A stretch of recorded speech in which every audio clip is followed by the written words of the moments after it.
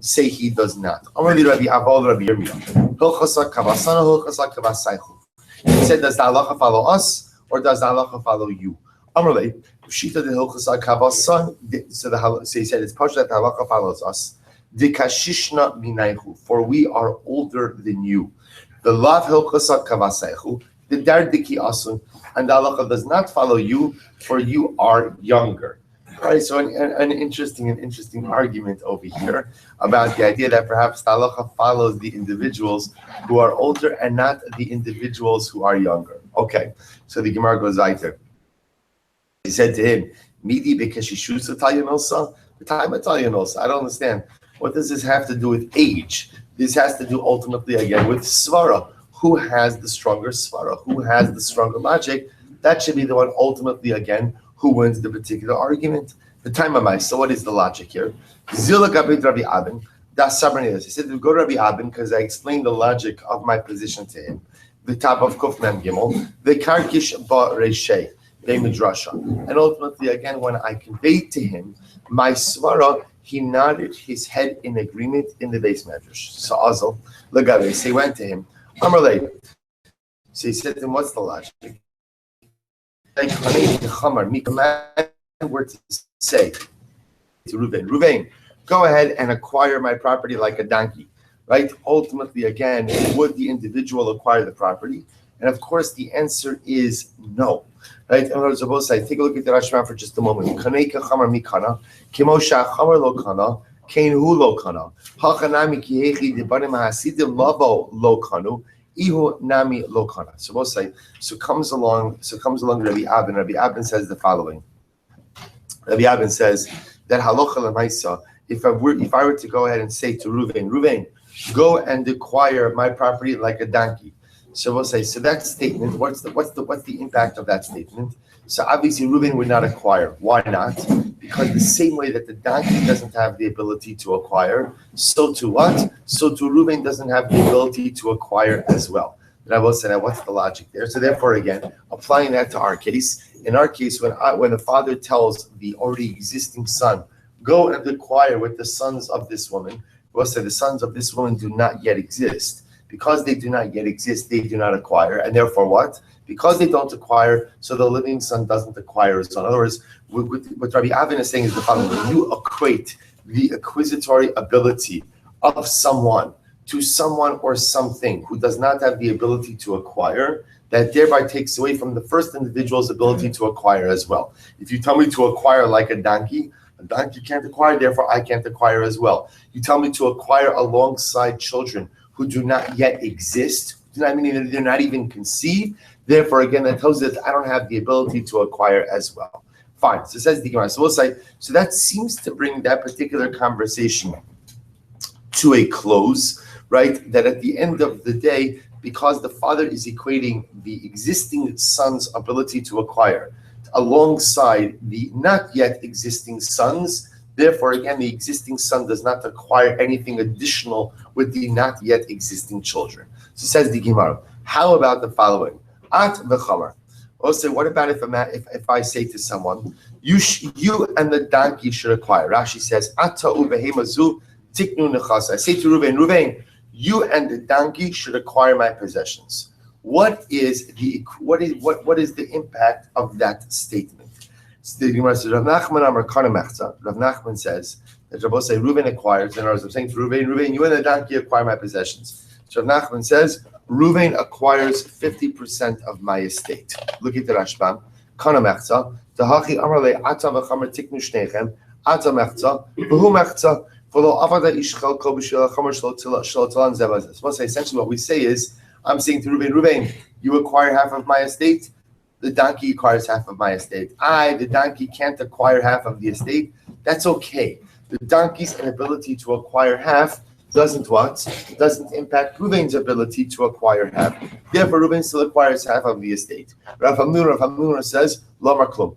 Rav Hamnuna says, such a statement is meaningless. Why? Take a look at the Rashbam, Lo Kana V'Lo Klum. Because since I put Reuven and the donkey in the same statement, I went ahead and I interconnected their acquisitory abilities. And therefore, again, what I'm saying is, Reuven, if the donkey you could acquire donkey. If you could acquire, or I should say, you really can acquire, you could acquire. So therefore, again, because I linked the two kinyanim, since the donkey can't acquire, then what? Reuven can't acquire as well. Therefore, again, the statement becomes absolutely meaningless. But Rav Shesha says, Kana Hakol. But the intro of Shesha says that Reuven acquires everything. Look at the Rashbam. Rav Shesha Kana Hakol. Adam Yodeh Shein Chamer Kona. Because they will say everyone knows that a donkey can't acquire. The Gamar Bedaito Shemishi Yuchal Liknos Mishneim Yikneh. And therefore, again, the intention of the grantor, i.e. Yavin, is that whoever can acquire should acquire the whole thing. So I'll say, so three machlokes.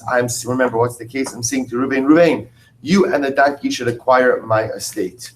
This is a gift. So what's the halacha? So again, Rav Nachman says, Reuven gets 50%. We view it as two separate gifts. The donkey's gift is invalid, obviously, but Reuven's gift stands. Rav Hamnuna says Reuven acquires nothing because their gifts are intertwined. If the donkey can't acquire, Reuven can't acquire. Rav Shesha says the donkey piece becomes irrelevant. Reuven acquires everything. So Rav Shesha says, from where do I know that ultimately, again, Reuven acquires everything, and we just view the donkey part as irrelevant? Tisanya Rabbi Yossi Omer. Ein lechadmar b'kishus ela pnimi shebo. We'll say, listen to this. Cucumbers. So we're talking about over here separating out trumas and maisers. So we'll say, so listen to this. So the halacha is over here, the farmer is separating out truma. Now remember again, when it comes to truma, you could give truma. There is no biblically mandated amount with truma. So rather you could give in the following proportions. The Gemara says, if somebody's generous, they give 1/40th of their crop. If somebody is what they call benoni, 50th of their crop. If someone is stingy, they give 1/60th of their crop. So we'll say, so listen to this. The assumption is every cucumber has a what we call a sweet part to it and has a bitter part to it. So the Gemara says, "Lefichach kishu torem mosif ala chitzon shavo v'torem." We'll say, listen to this. Let's say I have 50 cucumbers. So I'm separating out one cucumber. So I'll say, the amazing part over here, as my truma. So the amazing part over here is it's understood that not all of that cucumber is sweet. In other words, part of every single cucumber is bitter. So what do? So the problem is that if I separate out one cucumber, I don't have a full cucumber that's sweet. Instead, I have part of the cucumber that's sweet, part of the cucumber that's bitter. So what do? Says the Gemara. In order to be able to separate out a part for truma that's all good, that's kulo sweet, that's totally good, what do? I separate out one cucumber plus a little. What does that plus a little do? That plus a little ultimately makes up for the part of the one truma cucumber that is bitter, thereby allowing me to essentially separate one entire unit of edible cucumber as truma for the rest of the crop. So the Gemara says, Va'amai. But I don't understand, why does that work? Va'amai at v'chamerhu. We'll say, is that not the equivalent of the case of you and the donkey? So we'll say, what does it mean? So let's look at the Rashbam. Va'amai at v'chamerhu. Almost right across in the Rashbam. Sha'amar kishos zeh yehi truma al elu. So we'll say, remember, the case over here is where I am separating out one cucumber as truma for the rest of the crop. In the same way that this one cucumber has a part that's bitter, has a part that's sweet. And what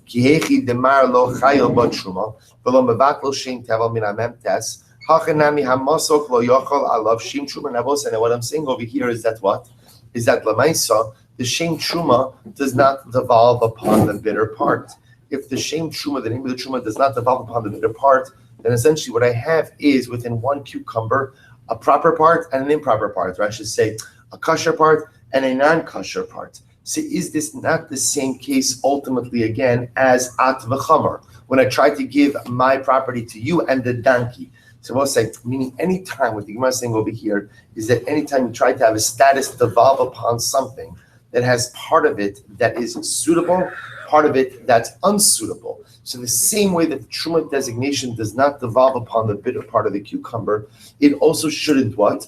devolve upon the sweet part of the cucumber, much in the same way that, at least according to one opinion, when you convey property to you and the donkey, the same way that it doesn't devolve upon the part of the donkey, it also shouldn't devolve upon the part of the other individual.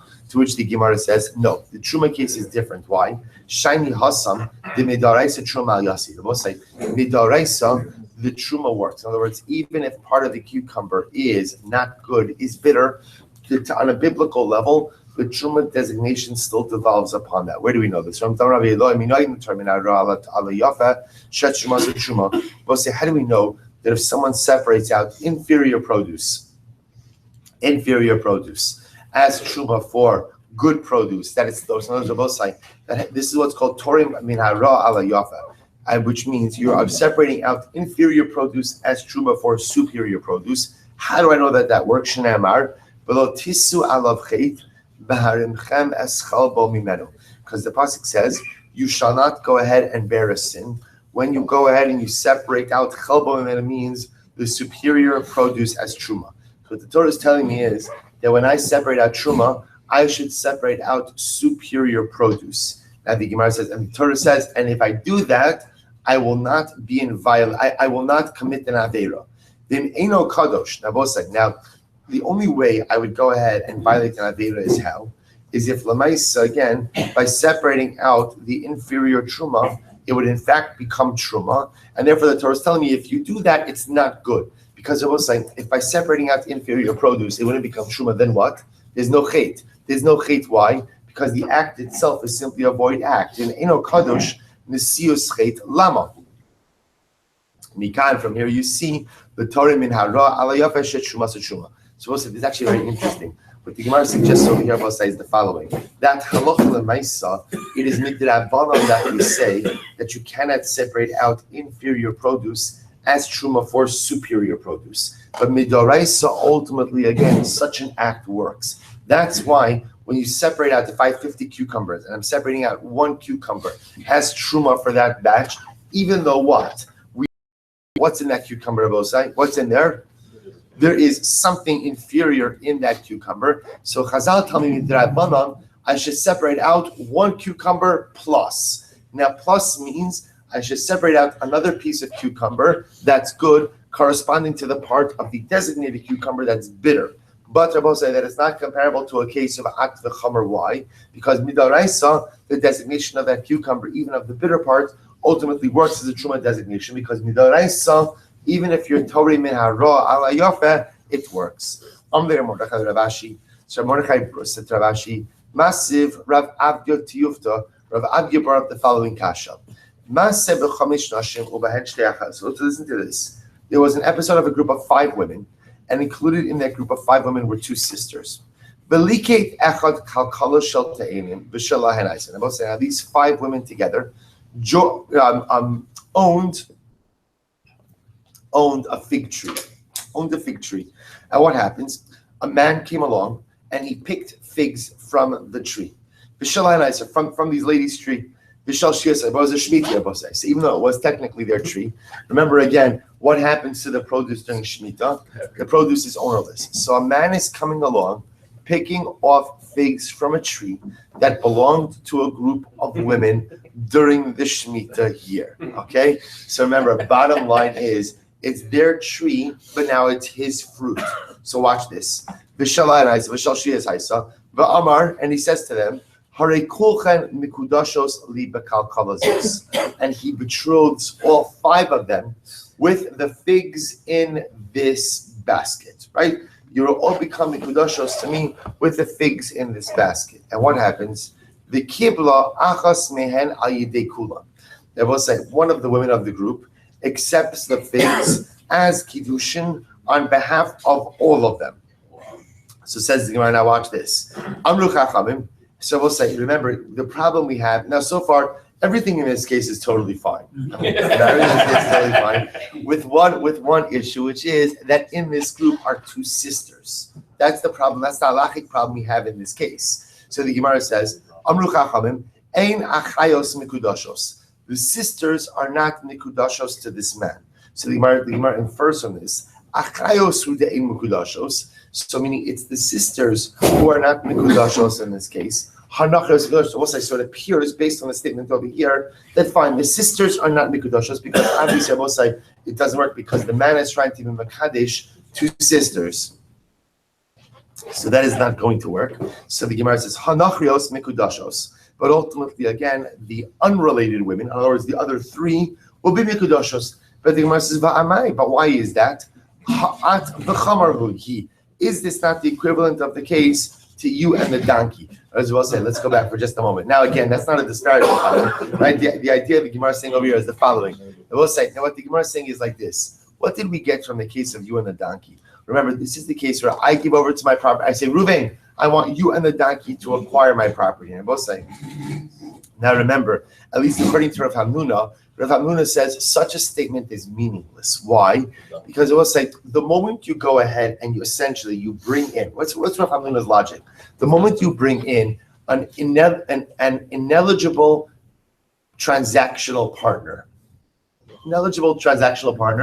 then essentially what that does is it voids the transaction. So once you're bringing a donkey into this, then the mice say again, we're done here. So the Gemara suggests, I don't understand, when you're being Mekadesh a group of 5 women, and 2 of those women are sisters, which means that Kiddushin ultimately again can't occur with those 2. So then the mice again, why doesn't that void the entire thing? Yet that's not what the Gemara says. Yeah, what the Gemara says is the Kiddushin works with 3 out of the 5. But obviously the sisters are out of the running. So why is that? So it says the Gemara, let's listen to this. This is actually quite amazing. So so Rav Huna bar Avia dreamt about this particular shaila. Right? He saw this shaila, right? Actually what it says, he saw the people involved in the shaila regime. I say, how long you should be silcha? Right? Can you imagine if this is what you dream about? Incredible. And what happens? The most of Rav Avia to Yufta. And Rav Avia answered up this kasha, Lav mi'ukinna. Rabbi said, did we not go ahead and set up the case in the following way? Da'amar hara'uya mikem labia tiskadeshli. Rabbi said, ultimately, again, what Rav Avia saw in the dream was the following, meaning the interpretation of the case is the following, where the man doesn't just say, I am hereby mekadesh this group with a basket of figs. Rather, what he says is, I am hereby mekadesh all of those who are re'uyos libia. In other words, I'm hereby mekadesh all of you who have the ability, with whom I have the ability to consummate this relationship. So I will say, by definition, when he puts in there that clause, what is he doing? He's eliminating the sisters. So because he's eliminating the sisters from the beginning, that's why ultimately, again, the Kiddushin will in fact work. Fine. Ha'uda amar la l'dvisu. Nechasi lech ulibnech. A man says to his wife, so we're switching gears now. So now I will say, just so you should know, the way we paskin in this case is the following. It seemed to be that I was saying in a situation like this, we'd have to go l'chumrah. In other words, because there's no resolution on how to deal with this case. Now, again, I will say the following. If a man goes ahead and says, person says, go and acquire like a chamar, so that we know the halacha is such a statement is meaningless. Such a statement is meaningless. Because ultimately, again, I'm linking the individual's ability to acquire to a donkey. Donkey doesn't have the ability, therefore individual can't. Therefore the individual can't acquire as well. He'll say, so what happens if Lamais I go ahead and I say to someone, I hereby grant you and the donkey my property? So it seems to be, we pass like Rav Nachman, who holds kana mechza. That ultimately, again, what we view is that essentially the grantor is giving me 50% of the property. I have a donkey, can't acquire. That's not the problem. We would just view it as if he's conveying to me 50% of the property, and he's throwing in the donkey just to convey the idea that he's not giving me everything. Okay. So what's the man says to his wife? This is actually very interesting. Reuven says to his wife. Actually, let's keep it easy. Yaakov says to his wife, right? I'm hereby conveying my property to you and to my son. And this is not Yerusha. He's conveying this as matana, as a gift. So he's saying, Yaakov has a wife, Rachel. He says, Rachel, I'm giving my property to you and to your son, Yosef. So we'll say, what's the shaila? Rav Yosef, Amar Rav Yosef, kan samechza. So we'll say, the shaila is the following. When Yaakov says to Rachel, "Give you my property, like to you and to your son, to you and to Yosef," what is Yaakov doing? Is Yaakov giving Rachel 50% of the estate, or is he saying, "Oh no, actually this works better"? If you can imagine for a moment that Rachel has 3 sons, Reuven, Shimon, and Levi. So is Yaakov giving Rachel? I should make it Leah. Is Yaakov giving Leah 50% of the estate, or is he telling her that what? You should acquire like one of the portions of the sons. So Rav Yosef understands that Yaakov is in fact conveying to Leah 50% of the estate. Rav Yosef says, where do I know this from? The Sanya, Rabbi Omer, because Rabbi says, Vaisala Aaron ulabanav. So I'll say the pasuk says by the lechem apanim that it will be for Aaron and his sons. And I both say, now what does Aaron get? Mechtzal Aaron umechtzal abanam. Now both say the halacha is that whenever the Kohen Gadol is present, the Kohen Gadol has the right to claim up to half of the loaves of the lechem hapanim. And the remaining loaves, I'll say, go to who? Go to the Kohanim, the Mishmar, the particular Kohanim who are on call for that particular week. So what do you see from here? What the point that Rav Yosef is making is that you see that whenever there is a conveyance, a default conveyance is 50%. So the fact that it's v'haisa la'aron ulabanav, Aaron gets 50% of the loaves of the lechem hapanim. So this says Rav Yosef, when Yaakov says to Leah, Leah, I hereby am giving my estate to you and to your son, that unqualified conveyance will say means that Yaakov is giving 50% to his wife Leah, and the remaining 50% is to be divided up amongst the sons. So the Gemara says the following. I'm going to let Abai says 1 second.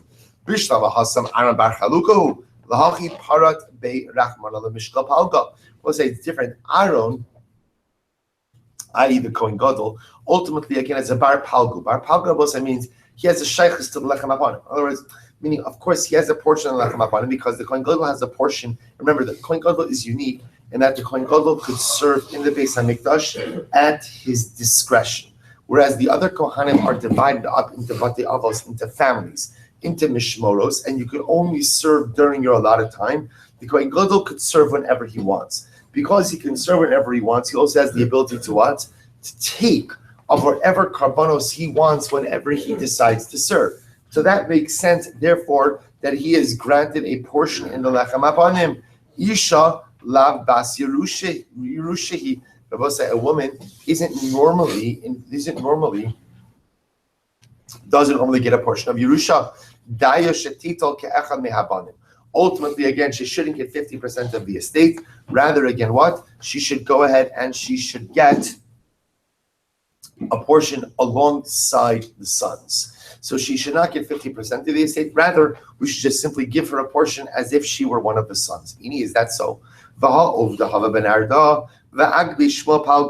yet there was, this episode came up in Arda, where a man gave his estate to his wife and his sons, and Shmuel awarded the wife 50% of the estate. So the Gemara says,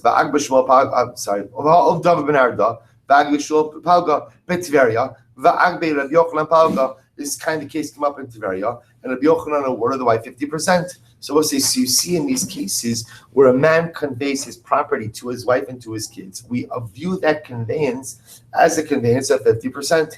V'su, furthermore, Kias Rav Yitzchak bar Yosef Amar. Furthermore, when Rabbi Yitzchak bar Yosef came along, he said the following: Howud demei kalila, deshadu demei malka, aabule, va'aisteruge. We'll say there was this episode where the king wanted a new crown.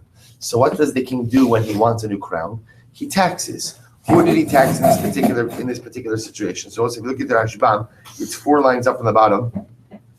Bekeser, hitilu alei laso. So abule va'asterige, ashir misarim, upon the rich men and upon the officers. So the king levied this particular crown tax on the rich men and on the officers. Now what happens?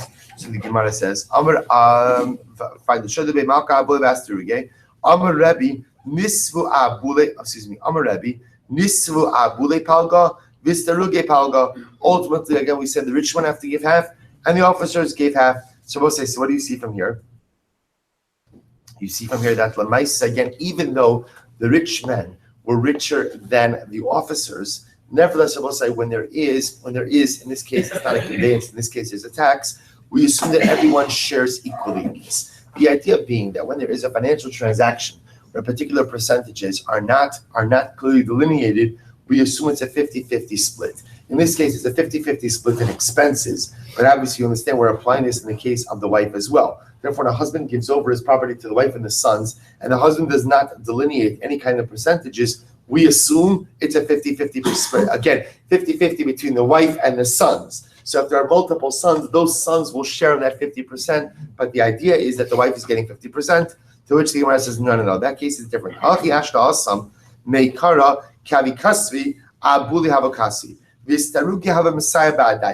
I'll say under normal circumstances, when the king would tax the rich men, the tax was written against the rich, but it was understood that the officers would help out with that as well.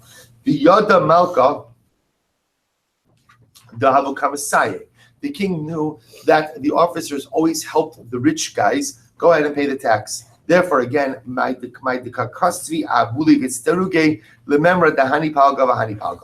I will say, normally taxes were written against the rich and not against the officers, but the officers always helped out the rich guys. Therefore, in this case, when the king needs to collect even more money for the crown tax, he specifically writes the tax against not just the rich guys, but the officers as well. Therefore, I will say it's understood from the king's edict that he means for each of these groups to pay half. Massive Rabbi Zera, well, listen to this. A man says, I hereby take upon myself to bring a korban mincha of 100 isara. 100 isara. And I will say now, we're going to see that the maximum mincha is going to be 60 isara. 60, that's the maximum mincha you could bring. So the man goes out and pledges 100 isar for a mincha that has to be brought in two different utensils. What's going to be the shaila? The shaila is, how do we divvy up the isronos? So what's the halacha? Maybe shishim mekli varba mekli. So we bring 60 isaron for the mincha in one kli, and 60 isaron for the mincha in a second kli.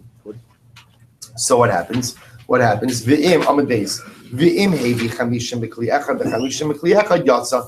So we'll say if you went ahead and you brought 50 isaron in one utensil and another 50 isaron in another utensil, so you're yotzei. So the Gemara says, Im hevi'im l'chatchila lo. What do you see from here? You see from here that what? That if you brought 50-50, 50 in one, 50 in the second utensil, you're yotzei. But l'chatchila, that's not how I want you to bring it. How I want you to bring it? 60 in one and 40 in the other. So we'll say, so the shaila is, v'isat l'daitcha kol hani ki agavna palgu. So we'll say, if we assume that under normal circumstances, what's driving this? What's driving this is the following. That we're trying to espouse a principle that whenever you have to divide something, and there is no clear mandate, there is no clear instruction as to how to divide, the default always is 50-50. So if a man, and again, what's driving all this? So a man says to his wife, I hereby convey my property to you and my sons. Again, not telling us how that property is supposed to be divided. We assume that what does the husband mean? 50% for the wife, 50% for the husband. Now, what the Gemara is suggesting is, if that principle is true, we should be able to apply it to all kinds of cases. So a man says, I'm going to bring a 100 isaron mincha. Now, both sides. The most you could bring in any particular utensil for a mincha is 60 isaron. So what does the Brisa tell me? Put 60 in one and 40 in the other. I don't understand. If it's true that anytime something has to be divided and there's no clear delineation for the division, you automatically go back to a default of 50-50. Then what? Put 50 esronos in one utensil, 50 esronos in a second utensil, and shalom Yisrael. Why is the division 60-40? To which the Gemara says, Now the Brisa says if you ended up dividing it up 50-50, b'di'eved you're yotzing. But lechatchila we want you to do it 60-40. What's the pshat? To which the Gemara says no. I'll tell you why. Hachi hashta hasam. So in this case, also over by the mincha. Anan sahadi dahai gavra meikar lekarban godel kamechavim. So we'll say it's clear when a man says that I want to bring 100 esronos for a karban mincha. What's his kavana? His kavana is I don't just want to bring a karban. I want to bring a big karban.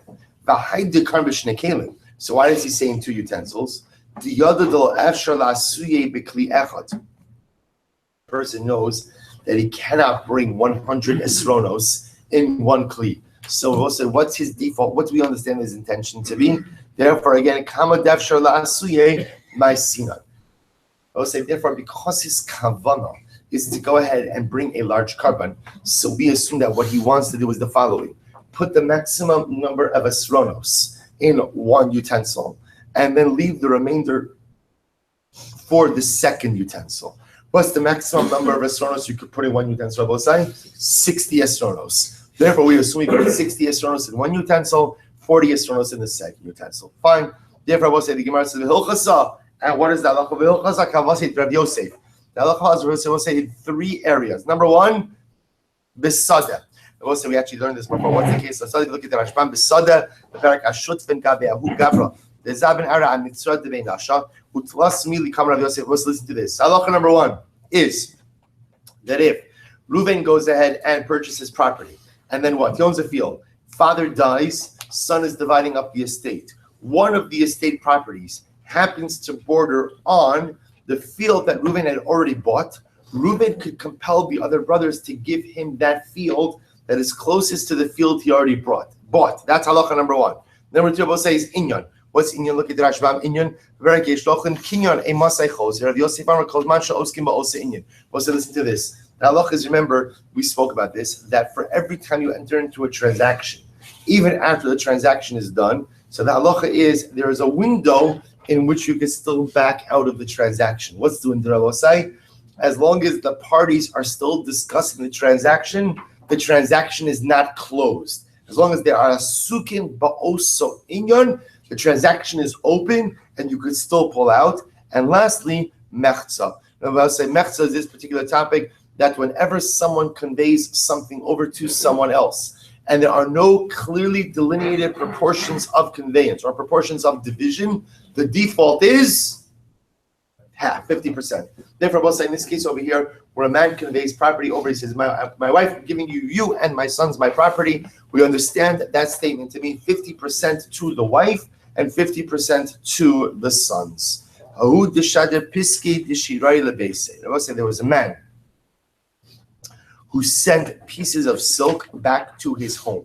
So it says the shaila is, who are the intended recipients ultimately again for this silk? The Rashbam says piskei deshiroi chatichos mi'il ustam shalach lechalik lebnei beiso. So he's sending back this silk to his house, and he wants to go ahead and divide it up amongst. He wants it given to the members of his household. The shaila is who gets what? Rabbi Yami haroi lebanim lebanim roi lebanos lebanos. So Rabbi Yami says, look, what we do is we'll also have the assumption over here is that pieces of silk are articles of clothing. So the articles of clothing that are for men go to the sons. The articles of clothing that are for daughters go to the daughters. Fine. For Lo Amran, this is actually very interesting. Ella de Lesle Kalsa. This is only true if the father doesn't have a daughter-in-law. Aval Isle Kalsa. But if he has a daughter-in-law, Le Kalse Shadar. We assume then that the articles of clothing for women go to the daughter-in-law, not to the daughters. We'll say actually quite a dramatic remark. Take a look at the Rashbam. Lekal se shadar below lipnosav v'dafka de insababan. So actually, let's qualify this for just a moment. V'shad so the Gemara says v'iban se lo nesiban. However, if the daughters are not married, lo shavak banse umeshad lekalse, then a man will not forget about his daughter and give to his daughter. So we'll say that's actually quite amazing. So the Gemara suggests is the following. If that again the father sends home something for women, so if there are unmarried daughters, the silk will go for the unmarried daughters. If the daughters are married, however, and let's say the son is married as well, so if there are married daughters and a daughter-in-law, we assume that the man goes ahead and prefers to give that to his daughter-in-law than to his daughters, which we'll say is quite dramatic. Again, it could be for a variety of different reasons. It could be number one, because the mice, again, the daughters are going to like their father regardless, but the father wants to gain favor with the daughter-in-law. That's possibility one. Possibility Rabbi says also we know that it was common. The Marshal points this out. It was common for sons to live with parents after getting married. Therefore, again, the daughter-in-law was often living in the home of her father-in-law versus the married daughters who went to live with their husbands by the husband's family. So it would have been the daughter-in-law. Ultimately, again, it would have been in the home of the father, not the daughters. Fine. So the Gemara goes weiter. Hahu da amar lahu nechase lebanai. I will say this is actually a very interesting case. A man says, we'll call him Yaakov says, my property should go to my sons, plural. V'havilei v'na ubarta. I will say, here's the only problem. Yaakov, the father, didn't have sons. He had a son and a daughter. So the shaila is, how do we understand his statement that my property should go to my sons? Mi karu inshi libra banai. So we'll say, is it common for a person to call a son sons? In other words, meaning, is that just a normative colloquialism that a person will say, even though I only have one son, I'll say sons. And what the man is trying to say is, meaning he's saying the daughter does not have a portion here. Oh, Dilma, look, the Isser Kasi happens to deal with a different discussion about a daughter getting 1/10 of an estate, ultimately to pay for her dowry, which we're just not going to get into now. Oh, Dilma, lo kari inshi libra banai. So we'll say, or maybe a father does not normally call one son sons, plural. Ulamoshcha lebarta b'matana kaasi. And I will say what he actually means to do is the following. What he actually means to do is that sons in this context will include what? Will include my children, and he's coming to include his daughter in this gift as well. So we'll see the shaila. A man says, I'm hereby giving my property to my sons, but he has one son and one daughter. So how do we understand that statement? Do we say that people call a son sons, in which case he's conveying his property to his sons? Or perhaps what the Gemara is saying over here is that sons means what? Sons really means children, my children, and therefore he's including his daughter in this gift as well. That's the fundamental shaila. It says the Gemara. So Amar Abaye Tashma Ubnei Dan. So I say the pasuk says the sons of Dan, Chushim. Dan has one son, and yet the Torah calls him Chushim. So what do you see from here? You see from here that it's not, at least on a biblical level, to go ahead and refer to even one child in the plural as sons. Amalei Rava says no, that case is different. Dilma Kedetan de Bechizkiah.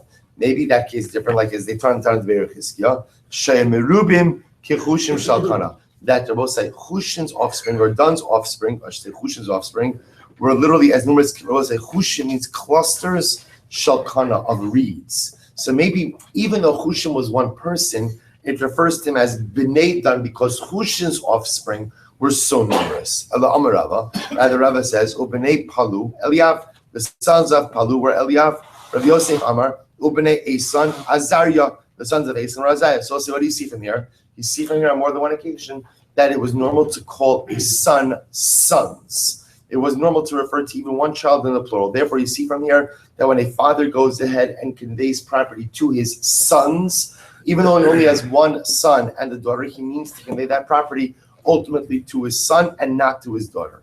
Hahu damar lahu nechasai libnai. Well, so listen to this. A man who says, I will hereby want to give my property to my sons, but he doesn't have sons. Instead, what does he have? Havulei bra ubar bra. He has one son and one grandson. So the shaila bosa is, Karu inshi lebar bra bra.